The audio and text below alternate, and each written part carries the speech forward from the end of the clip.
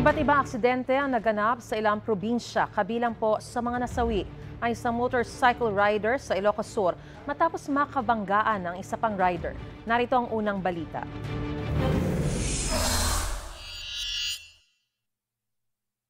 Kuha sa CCTV sa Bantay, Ilocos Sur ang isang motorcycle rider na paalis sa isang gasolinahan. Ang susunod ng nakita sa kamera, ang pagsemplang ni Roger Sadyasa at isa pang rider na nakabanggaan niya. Patay si Sadyasa at ang angkas na nakabanggaan niya motor. Sugatan at nabalian naman ng butong isa pang rider.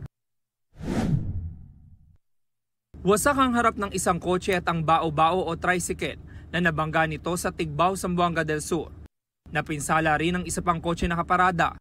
Sa imbestigasyon ng pulisya, nakainom umano ang driver ng kotse na makasalubong niya sa kalsada ang mag-anak na sakay ng bao-bao.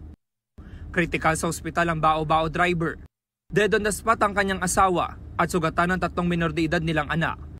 Sugatan din na nakabanggang driver na nasa kusodiyan na ng pulisya. Hindi siya nagbigay ng pahayag. Dead on the spot ang isang babae sa Digos, Davao del Sur matapos siyang mabangga ng bus. Sa inisyal na imbestigasyon ng pulisya, biglang tumawid ang biktima habang dumaraan ang bus.